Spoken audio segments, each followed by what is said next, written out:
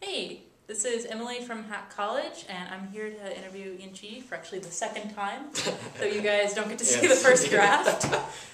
We're in the super scenic couch in my apartment, so Very science. nice. Very nice. It's great.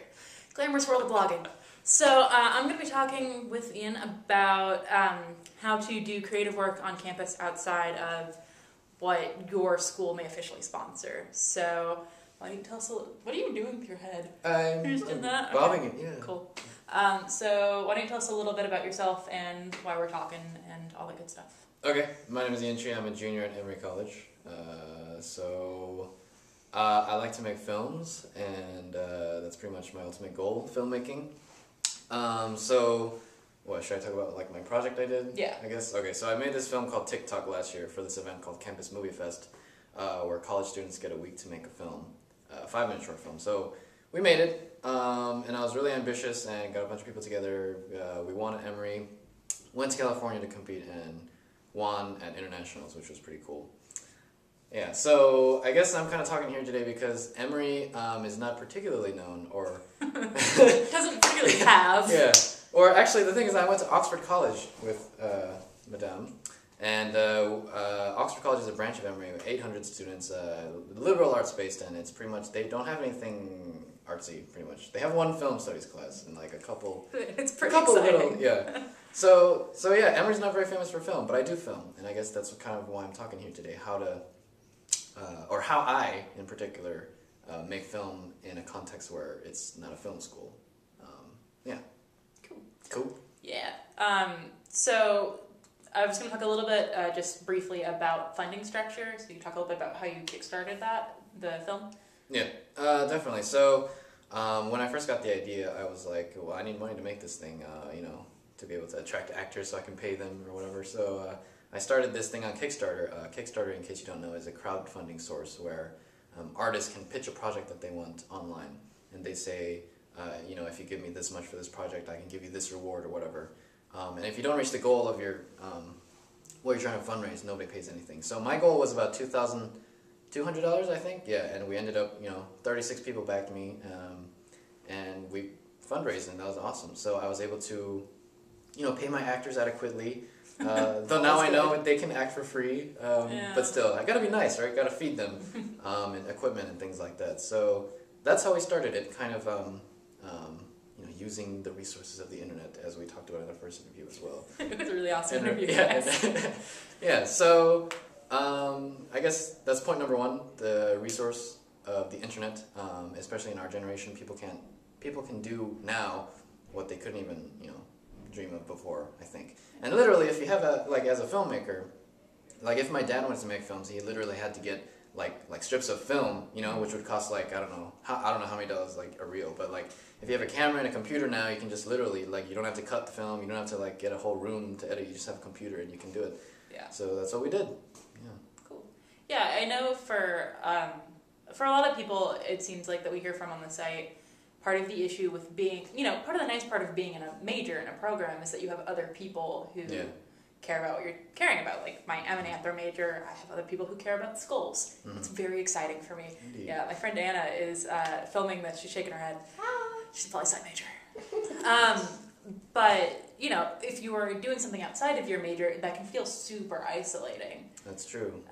Which is, I think, part of the issue for a lot of people doing creative work in schools where that's not as big a thing. So, yeah. Oddly enough, I think that's part of what motivates me. I think because nobody else does film, I want to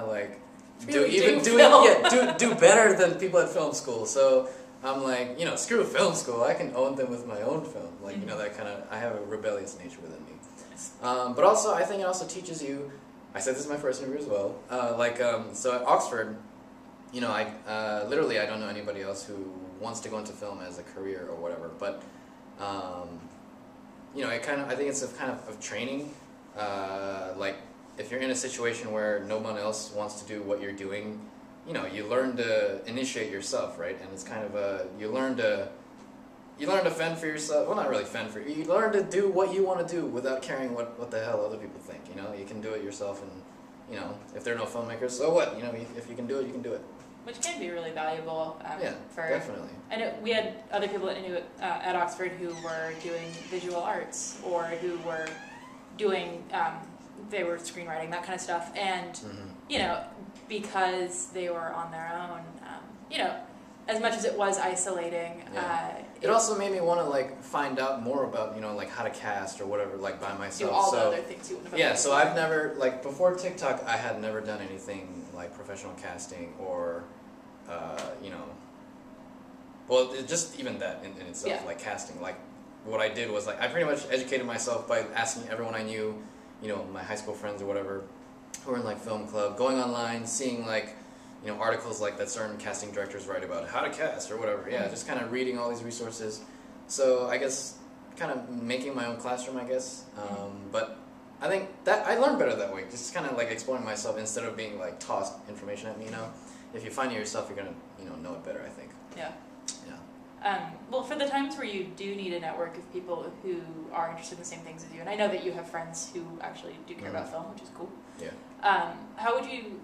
You talk a lot about using the internet to find out information. How did you manage to use like social networking or just the internet in general to find other people who are sort of in similar situations but in different places? Yeah, definitely. So, well, as I said before, Oxford doesn't really have any filmmakers, but so for example, for the acting cases, we Craigslist. I used Craigslist once.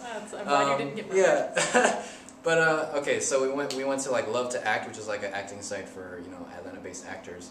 And most people don't know about it, but if you're really into acting and you live in Atlanta, you're gonna want to know about this thing. So it's like these little niche kind of sites are places that attract people who are interested in whatever they're interested in. In this case, it was acting.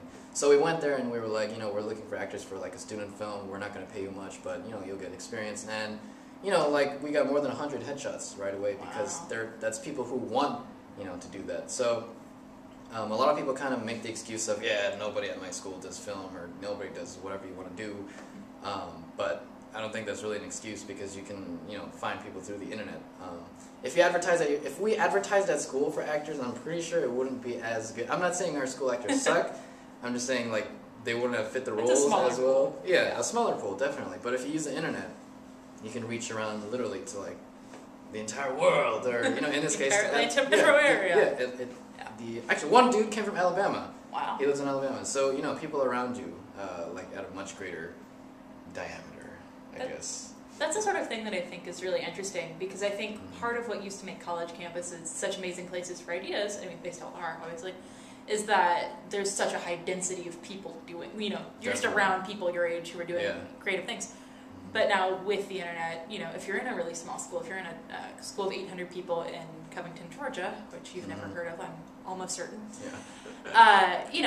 Whereas once that would have been sort of the end of that, you can now expand your reach in like actual physical space. So you can use a completely intangible medium, the internet, and actually expand your reach in a really tangible way to, Duluth or Atlanta or Marietta. Definitely, around you. I mean, one of the things are like that constantly came up with the first time we talked is like the internet like it's like a limitless resource because like through it you can reach people literally who are like anywhere, and I guarantee you there's at least like 5 or 10 people, or like at least a small group of people who are interested in even the most obscure things, like I don't know, like vase making or like it's a large community. Or there's a community for everything you want to do. So like film is that's a pretty big thing, but I'm sure whatever you're interested in, like you can find people who are doing it and sharing it online.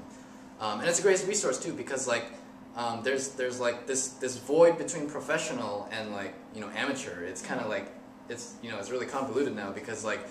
Professionals are people who are groundbreaking and doing their own like film things. I see it, and they actually teach me online. They have tutorials like how to do it, and I'm like, oh damn, that's cool. I can do that. Like I have the same programs that they do, and it's kind of a democratized, I guess. Very democratized system of doing whatever you want to do. Yeah, so it's very nice. Do you have any final thoughts or anything, like one piece of advice you'd give to someone who's sort of like you freshman year? Me freshman year. I'd say just the most important thing is being yourself. As cliche as that sounds, yes, just be yourself. By that I mean like if you really have like in my case, it's film. But if you have something you're really interested in, don't give a crap about what other people think. You can do it, you know. And there are people to support you. If nobody else supports you, I support you. You support them, Yes. right? Yes. HackCollege supports you in your endeavors. Yes, indeed. Or at least I do. Yeah. I don't know about Chef. Definitely. So there's nothing stopping you. You just do it, Nike. Awesome. Yes, that's not a corporate America. That's not a subliminal ad, by the way. No, they don't just like sponsor us. Yeah. All right, so thank you for talking with me, No and problem. I'm excited for the interview to actually go up on the site. Indeed, So me too. if you guys have any questions, Ian is on YouTube as Ian the Korean. Ien the Korean, yeah, dude, I'm totally reachable. You can email me about whatever you want to email me, and I'll be like, oh, cool. What's your email address? ien.chi96@gmail. There you go. There you go. All right, so thanks for tuning in.